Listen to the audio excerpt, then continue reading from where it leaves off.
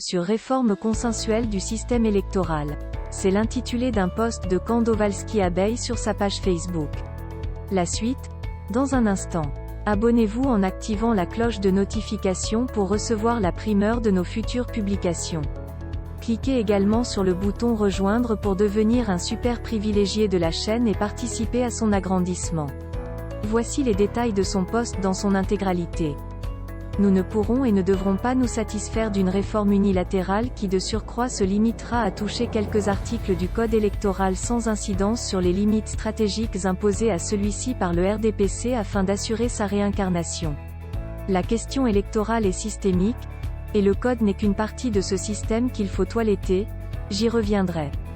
Plus que le Code électoral, il faut réformer le Conseil constitutionnel qui a été créé le 7 février 2018 comme une sous-section du RDPC. 0,6 membres sur 11 de cette institution sont en effet des membres officiels du Parti des incendies. Les autres le sont officieusement. Maurice Kamto et ses avocats en avaient fait la démonstration pendant le contentieux électoral, Clément Atangana, Émile Essombe, Leken Donfak, Bipun Woum, Emmanuel Bond et le feu Fouman qui a été remplacé en juin 2020 par un autre membre du comité central du RDPC, j'ai nommé le professeur Joseph Owona.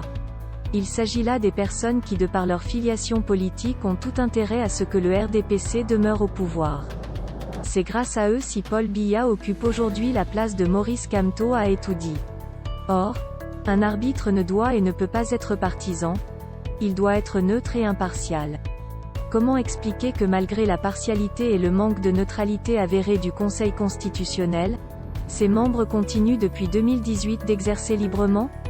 Bien plus en 2020, je le soulignais plus haut, Paul Biya a récidivé en nommant au sein de cette institution un autre membre du comité central de son parti.